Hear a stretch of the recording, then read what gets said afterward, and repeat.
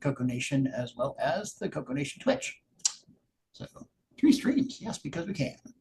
Data streaming, looks like we're live on Twitch, live on Glenside, and maybe almost ready to go live on the CoCo Nation. And we are all live on all of them.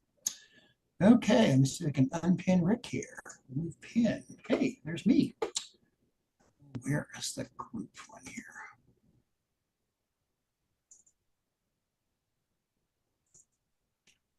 Okay, well,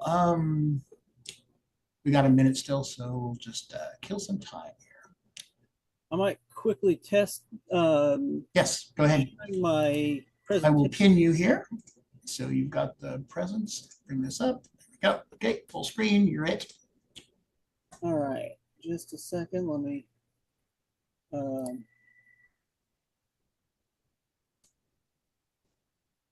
See if I can get into this. I got this full screen, so I've got a Alt Tab to zoom.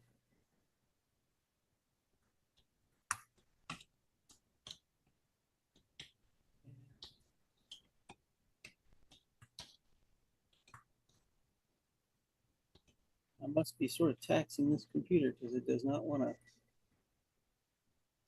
Alt Tab me.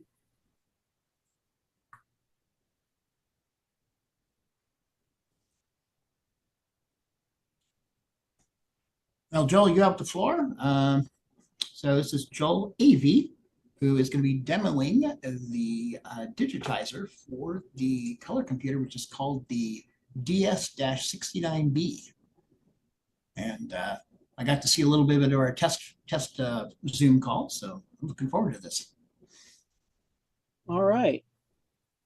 I'll try to go fairly quickly here because I got a lot to cover to do the whole demonstration, but I'm trying to share my little, here we go. Trying to share my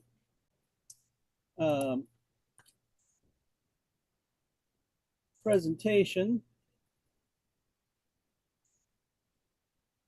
And still seeing your screen and your camera at the moment. Yeah, let's see here. It's all on you.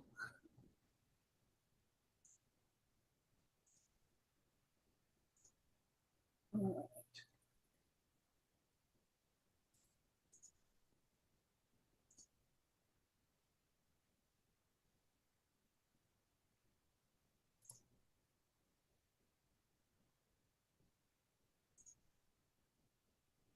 Just a moment here. I'm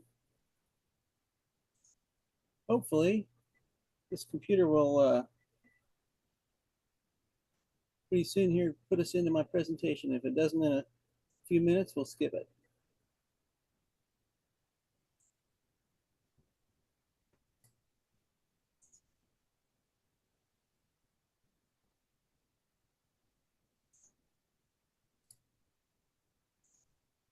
Yeah, I think it's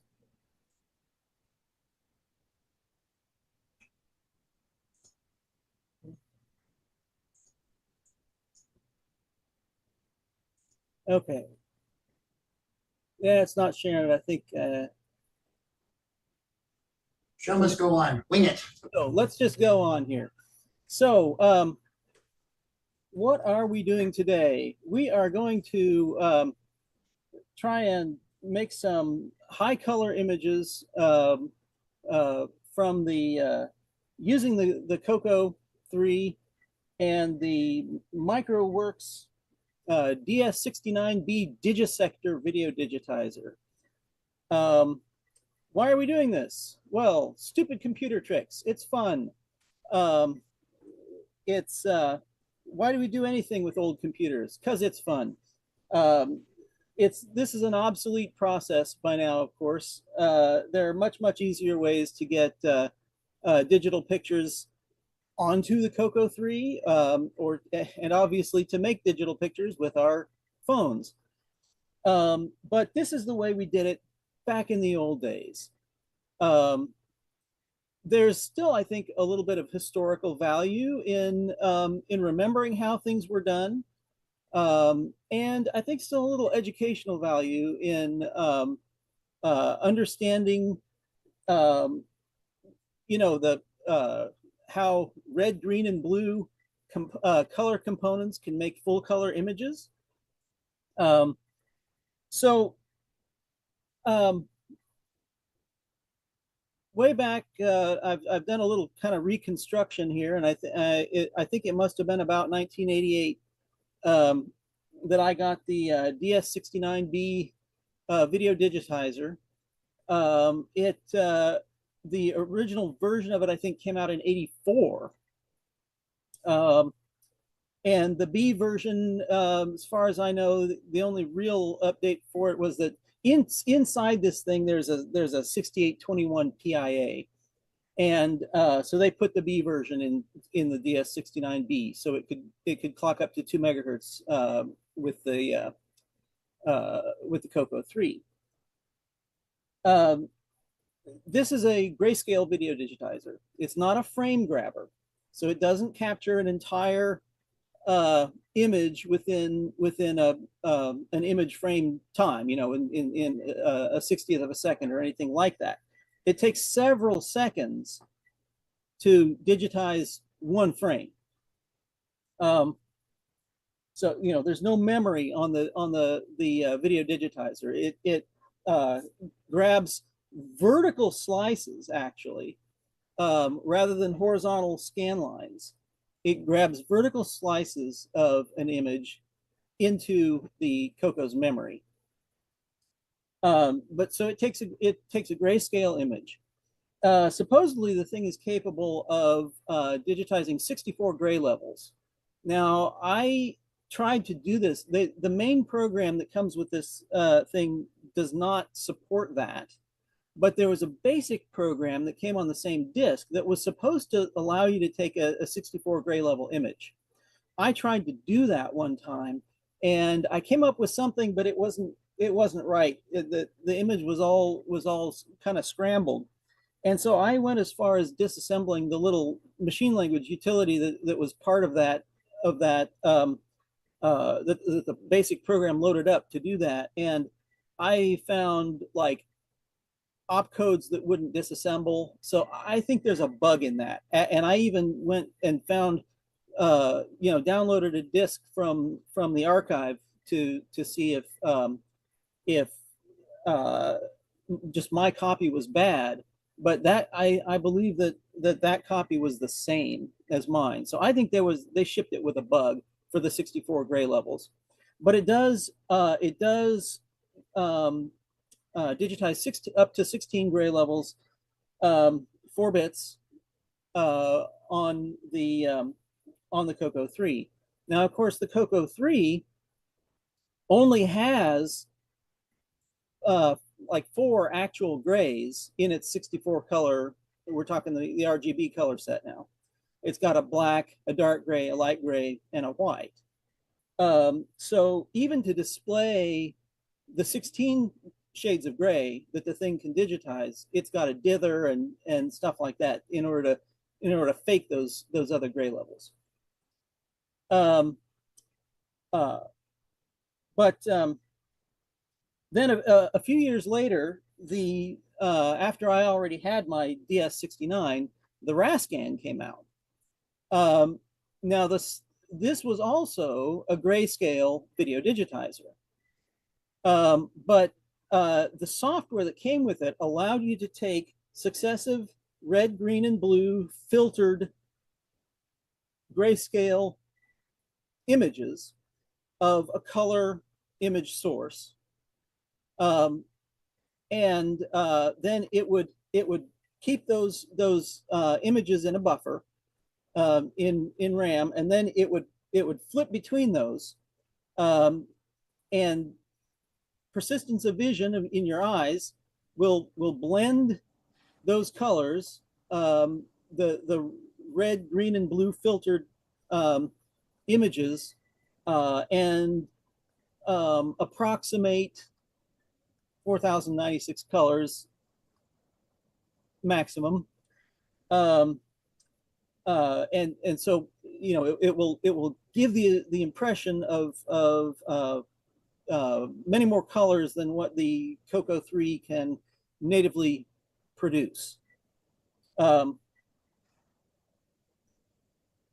Now, there's a lot of flicker when you do that because you're flipping back and forth between different pages at significantly less than 60 frames per second, of course. But at the time, it was a very cool effect, and was the only way to get more than 64 colors on a CoCo 3, aside from artifact colors, which is a whole different thing. But we won't get into that at this point. So this was the 4096 color mode that you could download. Yeah, and so that like in OS 9, the view program could view these. I think IMG was the file format that was that the software that came with the RASCAN would write these out in, and so you could load those up in view in OS 9 and view those 4096 color images. There was also people did VF. There was the VEF file format in OS 9 that was sort of the native graphics format for OS 9 at the time, and people came up with the idea of having a V. Basically, you just append several frames onto several VEF images into a single file, and you would call that a VF2 if you have 2 frames, or a VF3 if you've got 3 frames, or you could do more than that if you wanted. And it would just flip back and forth between those images and do the same thing. And there were viewers in for Disk Basic as well that would view these programs. So people started uploading. After this point, people started uploading because this was all done in software, right? The stuff that the RASCAN did. And so people started uploading 4096 color images to Delphi that they had made using the DS-69 instead. And I don't know what software they were using or what methods they were using to do this. They probably cooked something up on their own. But I figured, hey, I ought to be able to do this as well. I wish I had a RASCAN, but after having bought the DS-69, I didn't really have the budget to buy yet another video digitizer for the CoCo. So I was reading. I had a book. Still have a book. This thing here that had all kinds of graphics file format specifications in it, showing you how to write software. This was all for DOS, but how to write programs to load and save and manipulate different kinds of graphics file formats. And one of them that they mentioned was TGA, or Targa, which was a high color or true color. It could do 15. I think there was a 256 color mode, but also 15-bit high color, which would be like 32K colors, and 24-bit color uncompressed images. It may have RLE compression as an option, but you could also do it uncompressed. And doing the entire, running through the entire process to take these separate RGB images and convert them into something that could display on another computer in high color or whatever, that was pretty complex. But it was not very complex to take the 3 DS-69 images and funnel them into a Targa, a TGA file. I just promoted the 4-bit images to 5, and just ignoring the shifting past the least significant bit, and turned these into 15-bit Targa files, and which then I could take to another computer. At the time, I was using a 286 passive backplane system that I put together out of surplus junk from Nuts and Bolts magazine, and running a shareware program that I downloaded off of Delphi, that would read in the Targa file, and that would write out a GIF 200. It would quantize that 15-bit high color image down to a 256 color image, and write out a GIF or GIF. I'm not going to get into that argument, but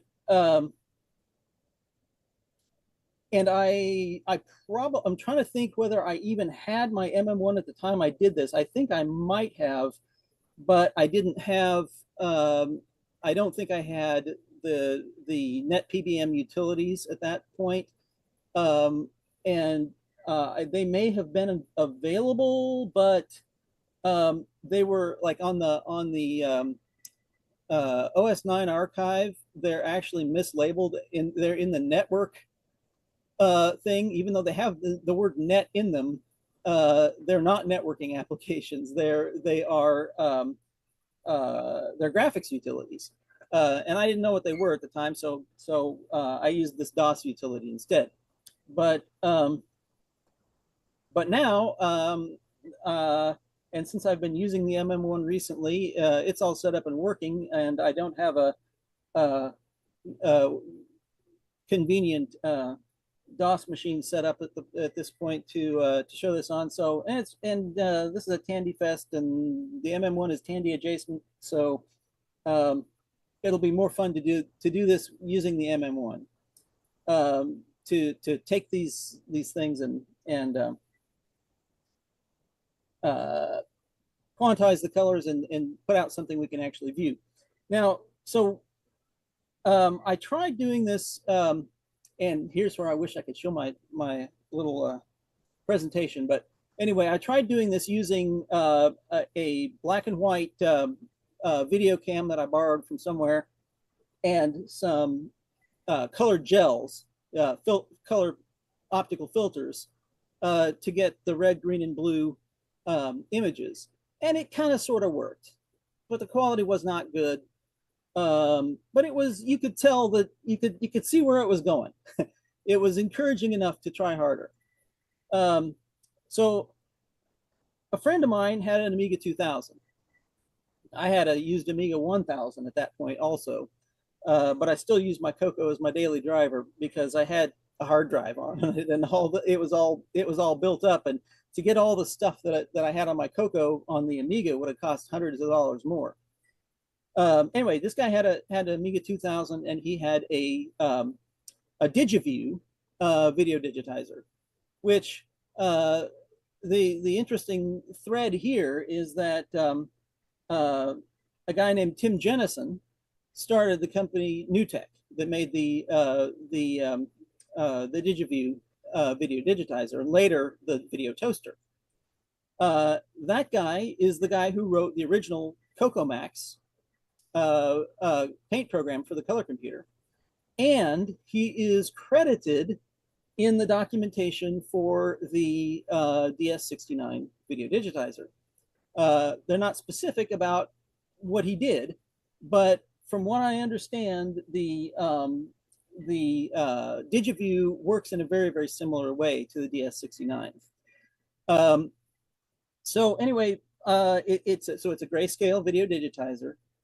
But you could take 4096 color images with this that would display on the Amiga's hold and modify 4096 color mode, again by taking successive red, green, and blue filtered images.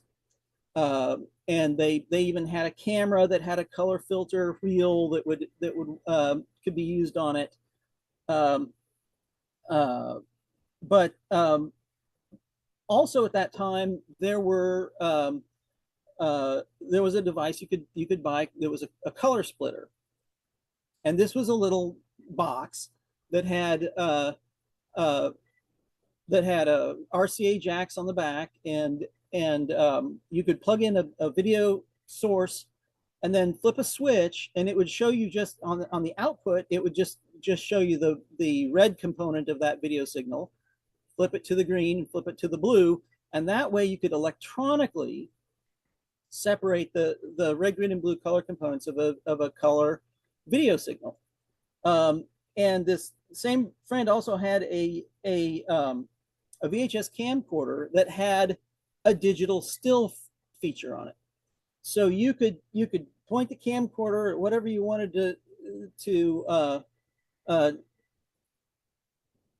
whatever your scene was, hit a little button, and it would output a rock solid still of that. Not like the, you know, when you hit pause on a VCR and get all wavy and stuff. No, it was I believe a digital still version of the image.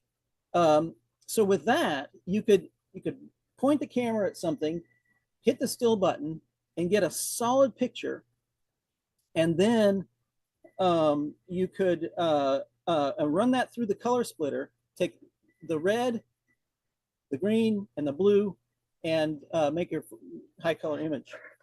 So unfortunately, he brought that over one day, and we made some pictures that turned out way better than the just using the video camera and some colored gels. And so that was pretty exciting. But of course, I didn't have the color splitter, and they were fairly expensive at the time, not horribly, but now that I looked on eBay and I saw that there was one available. It was like $170, and yeah, no thanks. So what I've done is I made my own. Right up here is my fake camcorder / color splitter emulator. And what could possibly be inside this box but a Raspberry Pi? But I thought, and I could control it with SSH, but I thought it would be more fun to hook up actual buttons and knobs, because buttons and knobs are always more fun. And this is a little bit more like the way we would have done things back in the old days. There was that one had a 3-way toggle switch, and this one I'm using a rotary switch and a push button, but you get the idea.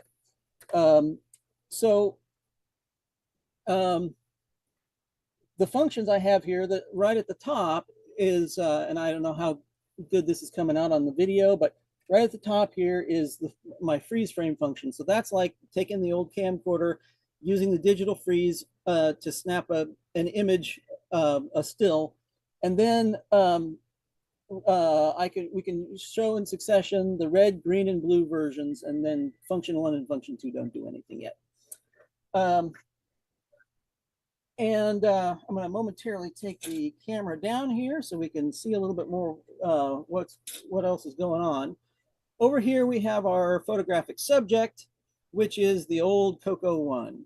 This is my original 4K CoCo 1 that I got in 1981 that the Shack upgraded to 64K back in the day.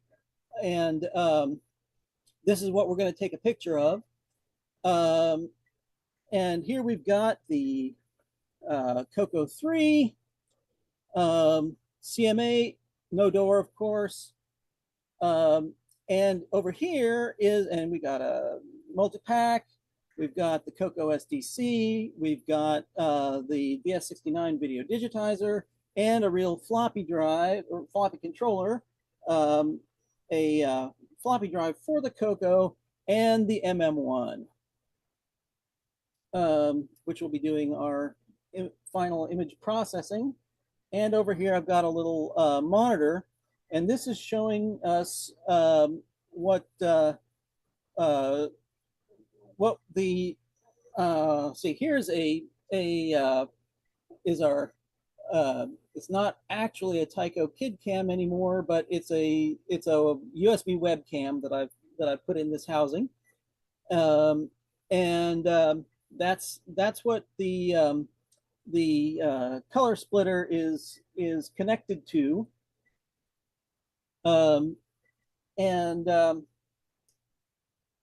So here we can, this is the freeze frame that we're looking at, the full color image. If we move to the red, move the switch to the red position and hit the button, it processes, the little LED comes on, and now you can see we got a grayscale image. This is the red component of the image. I'm going to switch it to green. That's the green component. And that's the blue component. Okay. So we'll go back to red. And I'm going to mount the camera back up here again. And we just discovered that the green screen of the CoCo is actually a lot of green and a little blue and no red. Yes. Yeah. And that is interesting, right? It's helpful to see that, to be able to visualize that, kind of to understand understand a little bit better how RGB color works. So now we're going to start the utility that comes with the DS-69, and I'm going to use my CoCo mouse. We're going to go up to 16 level picture menu, and we're going to take a 16 level picture. Now we're going to bring the brightness up. Last night I figured it was best about 54 brightness and about 11 contrast. We'll see what that does. Hit the space bar. And we can see it successfully digitizing different brightness levels. And we can see the reflections off the curve on the top of that inside curve on the top of the case there were the brightest things. So they showed up last. So now we can go to summation dither, and we can see that's the grayscale representation as digitized by the DS-69 of the red component. So now we're going to go to return to the main menu, go to the disk menu. We're going to set the change the default drive number to drive 1, which I hope has my disk image, my blank disk image to write these files on. And we're going to save a 16 level image, and we're going to say on keyboard.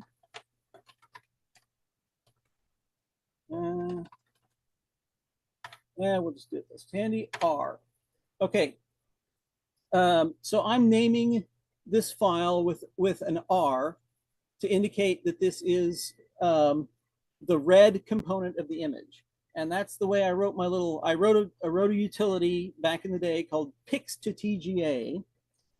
And it's expecting the last letter of the file name to indicate whether it's the red, green, or blue component image. Okay, so now we return to the main menu, and we go to the 16 level picture menu again. Take 256 by 256 picture. We're going to switch to the green component, hit the button. Now it shows us green. And we're going to make sure that we're still at 54 and 11 because we want all these to be taken the same.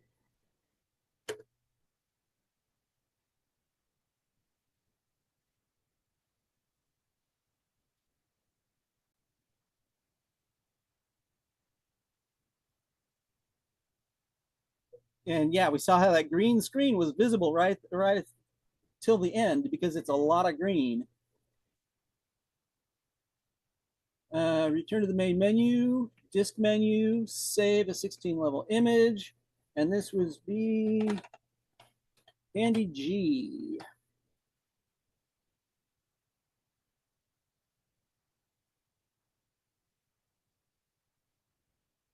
All right, now we go back to the main menu, 16 level picture menu, take And we're still at 54 and 11. We want to switch to blue.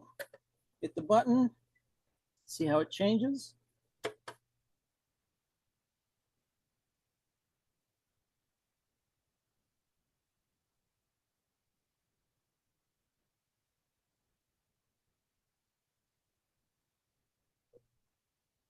Return to the main menu, disk menu, save 16 level image,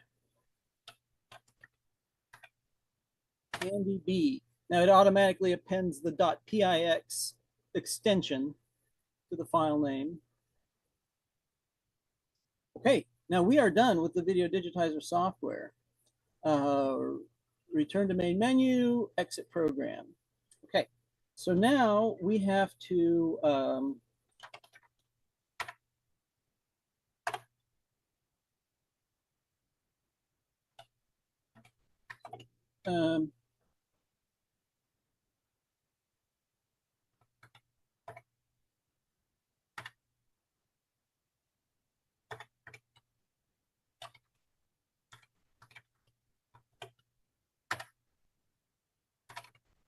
we're leaving our picture disk in drive 1, and we are changing our drive 0 to EOU, and we're booting Nitro S9.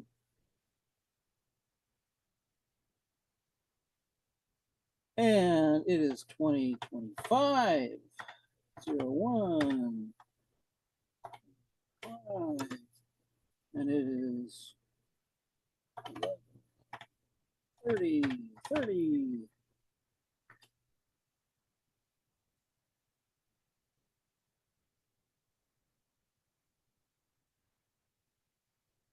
Yeah, I'm using a CoCo 3 with a 6809 because both of my CoCo 3s that have 6309s are out of commission at the moment, and I need to rectify that.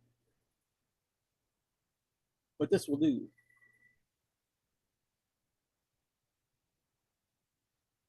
All right.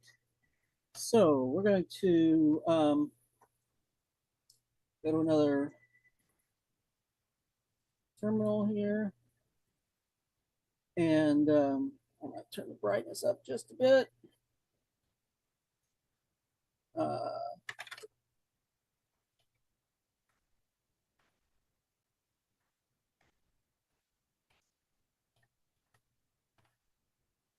Okay.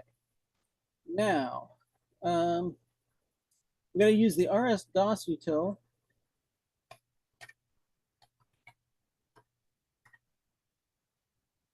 And because of the weirdities of CoCo SDC, we've got to use the /h1 descriptor.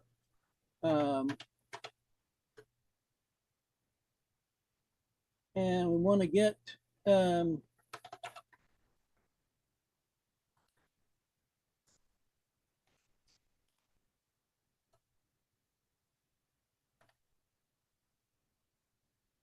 and our SD light is coming on.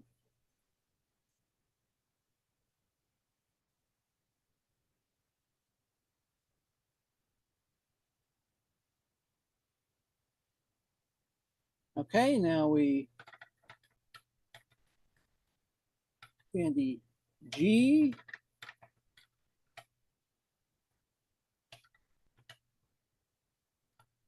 We get the green image.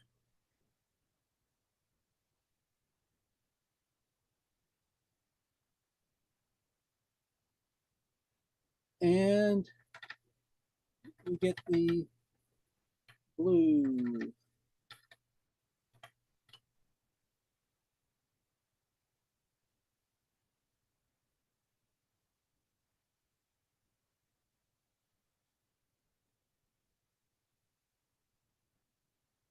Okay, now we're going to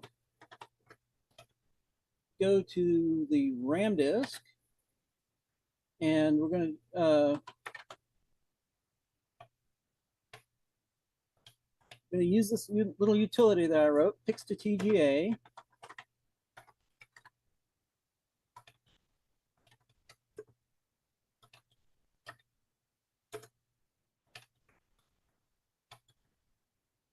Oh, wait a minute.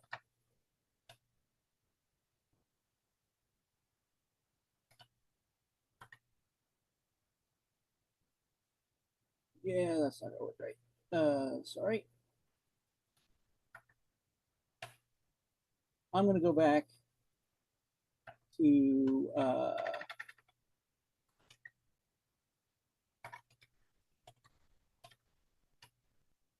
okay. Just gonna do it this way.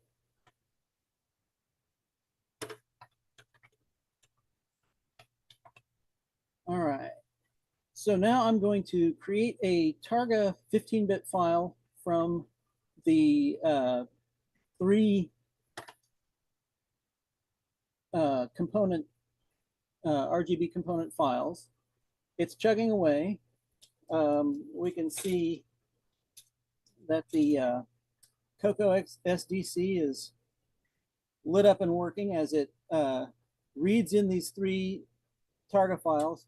If I had not been so lazy back in 1994 or whatever, I might have put in some kind of indicator in the utility of activity, but we're just going to have to use the drive activity light on the CoCo SDC to reassure ourselves that it's actually doing something. What? No progress indicator? Right. Wow. I know. How 70s. Yeah.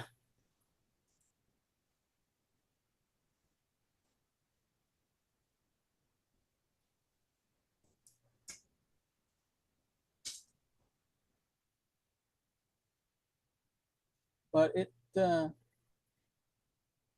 takes a little while to run because it's dealing with three 32K files.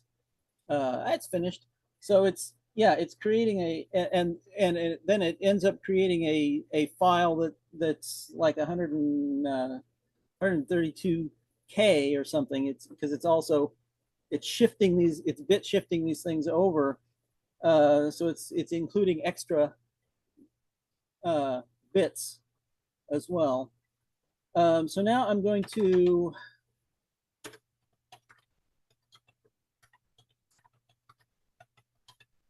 copy this to the RAM disk.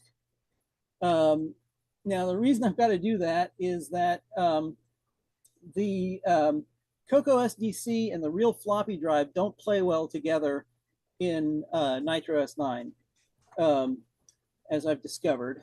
Hey, Joel. Yes. L. Curtis wants to know, did you release your TGA converter back in the day? I did. I put it, and in fact, I did another version of it called VEF to TGA, and I uploaded them to Delphi. I may even have put them on OS9 archive. I don't recall, but I have copies of it as well. And I might have the source code lying around, but I'm not sure. Okay, he says that's what he remembers. So yeah. You're famous. Hey. Okay. If you have the source code, it'd be nice to share it. Yeah. Well, I'll see if I can dig it up. I think I might have it for one, but not the other. It's really a trivial program when it comes right down to it, but just a bunch of bit manipulation. Yeah, and I should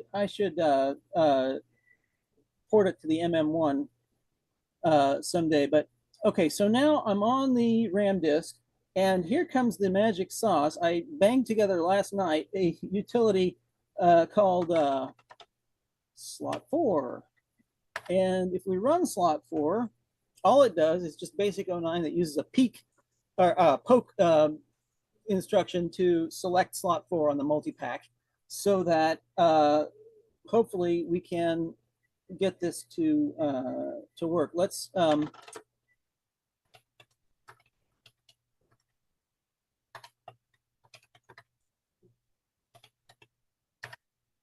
and it's working. So we are copying to the floppy disk. I mean, in some theoretical universe, we could use serial communications to send this over, but there's no way we would be able to even if I had that set up right now, there's no way we would have time to do that at any actual real world baud rate.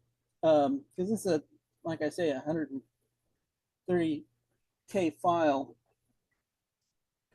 So for now, SneakerNet is what it is. So we're going to pop that into the MM1, and now we're going to switch over to the MM1 display. And I have to remind myself that the low density descriptor on the MM1 is C0 instead of B. That's for high density disks. Make sure I'm in the right place. Okay. And Joel, you're down to about 10, 15 minutes here. All right. And by the way, if you have more to show us, I'm going to be spinning CoCo Tech back up again, and I'd love to have you on some evening. Ooh.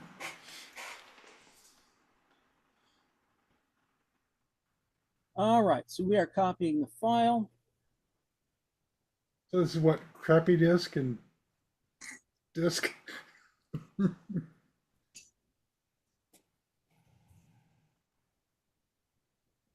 Okay, now, so this is the part that does take a little while. And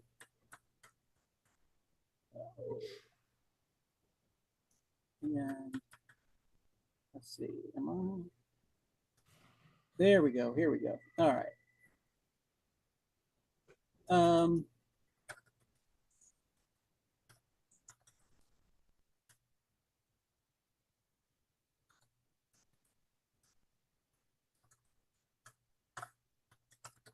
Okay. I'm going to start this process because it does take about 5 minutes. So we're going to be bumping right up against the deadline here. But so this is the string of NetPBM utilities that I've piped together to take this high color image and quantize it down to 256 colors and then spit out a GIF. So we have TGA to PPM that takes the target image and converts it to PPM, portable pixel map, which is the native format of the NetPBM utilities. And we're loading up the file tandy.tga, which we've just created. We're piping it to PNM flip -CW, which the DS-69 saves its files in kind of a strange order. Because it digitizes, like the first pixel on column 0, and then the first pixel on column 1, and so on down this way. It lazily saves its data in that order. And so it rotates it all. And so we have to PNM flip it clockwise, and then PNM flip it left to right in order to get the picture to look right. And then I'm using PNM cut, which basically crops the image the image is created by the DS-69 is 256 by 256. And that will display okay on the MM1, but if we want to take it back to the CoCo, it's too much. And so the GIF utilities or picture file viewers try and squash it down, and then they change the aspect ratio, and it's easier just to crop it. That error doesn't seem to be significant. I think it's a spurious error message. And then we have PPM quant, and that's what we're in right now, and that's what takes the most time. So it quantizes the colors down from however many it finds. In this today, it found 736 actual colors in the 15-bit image, and it's picking the 256 most representative colors. And now it's remapping the image. This will take some time. And then when that's finished, it goes through PPM to GIF, which takes the 256 color pixel map and turns it into a GIF. And this is where we need the Jeopardy music playing in the background.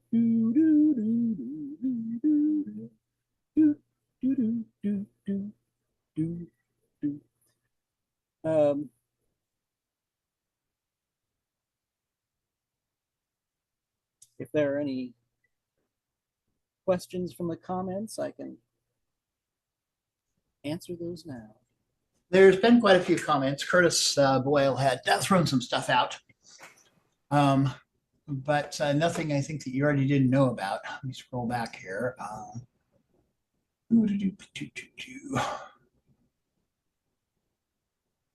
Curtis said the view utility in OS 9 also supports the file format directly for regular DS-69 grayscale images. It does. It does. But of course, that won't combine the all of them, yeah. The pictures into at least I don't know how to do it. That won't by itself combine them into an RGB image, I don't think. But yes, you can then you view the just the grayscale PIX images in it. Yes. Fun fact: I used to take the a dried out printer ribbon and print the 3 RGB plates on the same piece of paper. You get a really nice grayscale printout. Yeah, dried out ribbon. That's cool. All right, so now we are in the final portion here, where we are converting the PPM into 256 color GIF. So Curtis says we should do a CoCo check on the MM1, which I'd be up for. I usually slot 2 hours for a CoCo check. So because it's always intensive stuff, you know, I don't want to overload people's brains too much. Yeah, I've been having fun with it recently. It's still a lot of fun. You have a working one, and so you'd be a good person on my list. So yeah.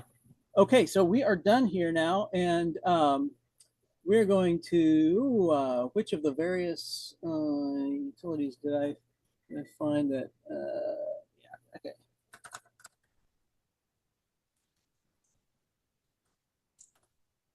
Yeah, not too many direct questions, just sure. Just comments. Wow. All right, and there it is. 256 colors, down from 732. Wow. Digitized on the DS-69 on the CoCo 3, displayed in 256 colors on the MM1. That's impressive. If we have time, and it looks pretty good, I think. I mean, it's not bad.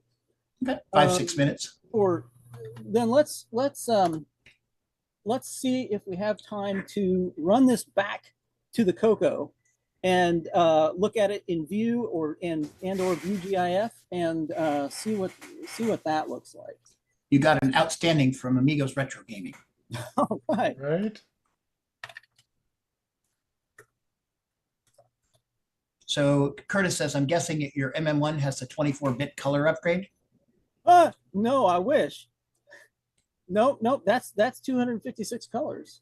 Oh, okay. Yeah.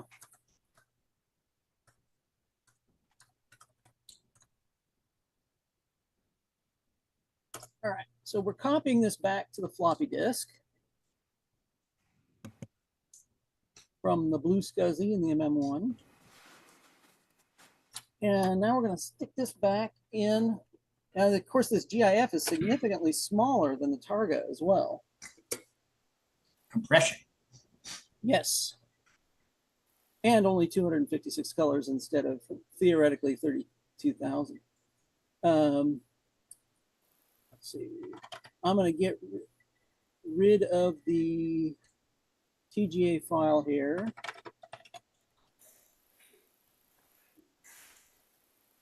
So we have Peter Statinsky in the wings here with his Model 10, I believe it is, early Tandy computer, and he'll be on here in the next about 10 minutes or so, 12 minutes.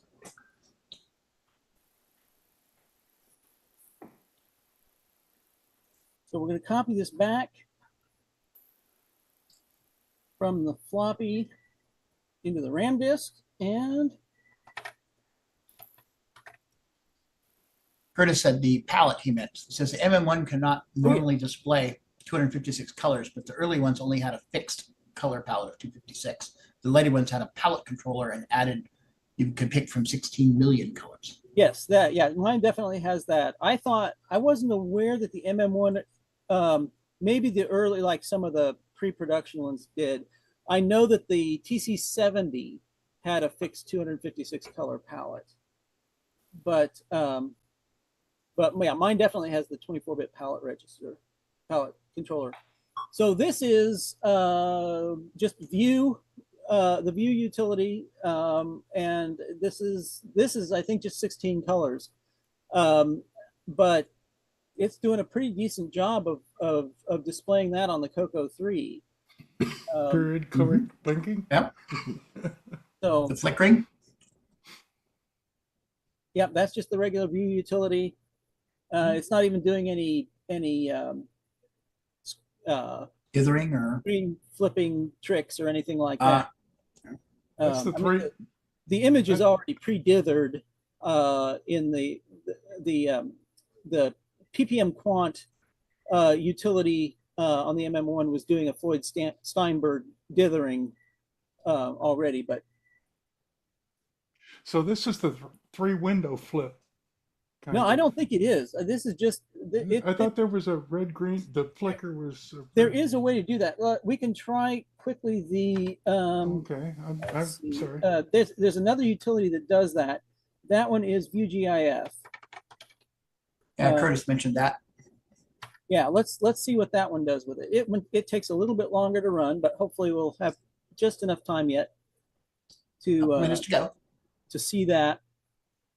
And this one does do a flicker vision display. So we'll see what it looks like. Worse than the scanning difference between your camera and your monitor. Right, it'll be interesting. We'll see what it. Yeah, can it all come together, or is it gonna? Right, It's completely blank.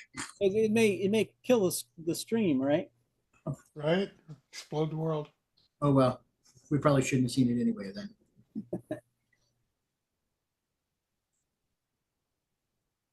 So one of the ideas that I have for a future expansion on this color splitter emulator is trying out YUV instead of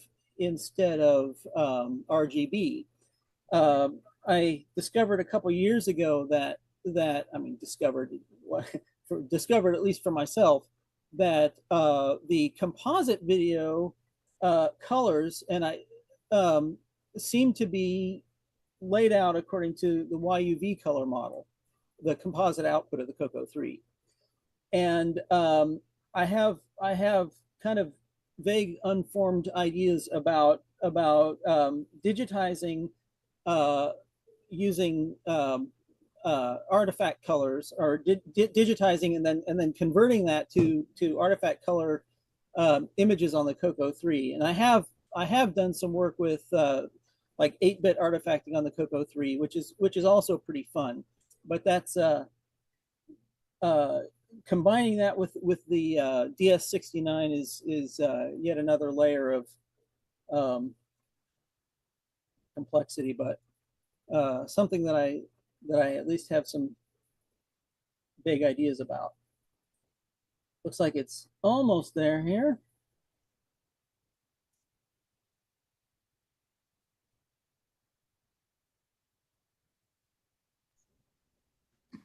I think this is just using 2 screens. That's what Curtis said. He said 2 screens, different 16 color palettes and flashes between them. Yeah. Green is still prominent. Come on up here.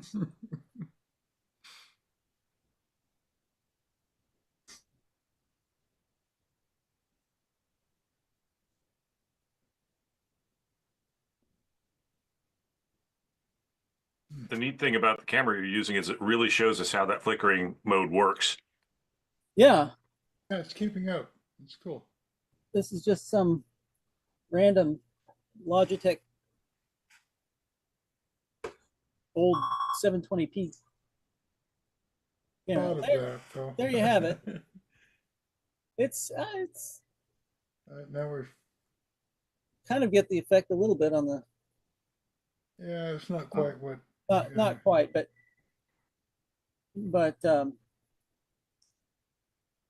yeah, I mean, at least it's certainly recognizable and reasonable for a CoCo 3 display of a 256 color GIF. So, well, that basically covers it. Excellent. We're almost out of time. Yep. Yeah, the view is much quicker and honestly almost as good. Right, right. But yeah. So Joel, are you going to be able to make it to CoCo Fest this year, or I don't the think assembly? so. I lived for a while in Elkhart, Indiana, in the late '90s, and I could make it over there in a Afternoon. Yeah. drive, and so I went to a couple of the fests in 98, 99 era, but these days it's a little harder to get there. But one of these days I'll go All again. right. You could demo your MM1 and this stuff live.